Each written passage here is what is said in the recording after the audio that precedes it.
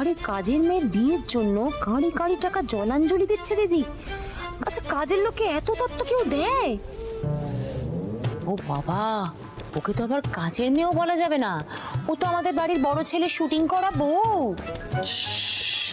আমার কাছে এত বড় একটা ব্রহ্মাস্ত্র থাকতো, আমি কিছু করতে পারছি না। আমি যদি চান্স পেতাম না, ওই তত্ত্বকে থাপ করে রিপ্লেস করতাম। দে বলি না, আমার মুখে জাস্ট তালা মেরে দিয়েছে।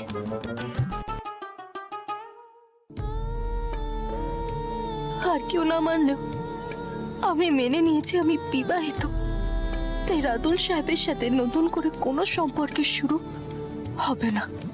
আমাকে ক্ষমা করবেন দেবীমা, আমি এই বিয়ে করব না।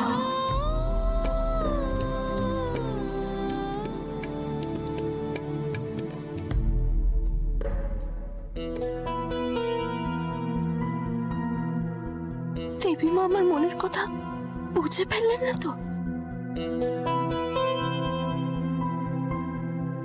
টুসু, কি হয়েছে তোমার?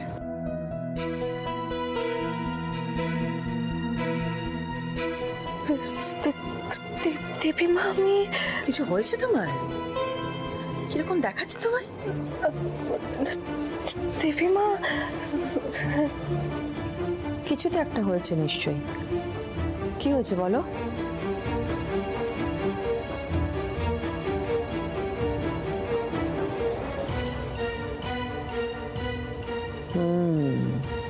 শুটের পর থেকে কিন্তু তোমার জেল্লা বেড়ে গেছে।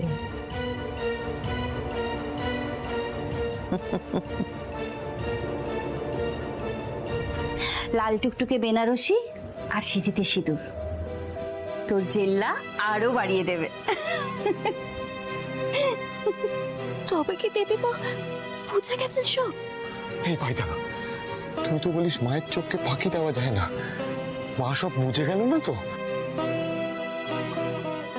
ও না, এবারে বুঝতে পেরেছি, সিথিটা বদলেছ। যাক, দেবীমা তাহলে বুঝতে পারেননি। তা সেটার কোনো কারণ আছে না এমনি? এমনি এমনি দেবীমা, কোনো কারণ এমনি। তবে যাই হোক না কেন, দেখতে কিন্তু খুব মিষ্টি দেখাচ্ছে। আমার পরিচয় বদলেছে দেবীমা, সেটা আড়াল করতেই আমি এই পরিবর্তন এনেছি।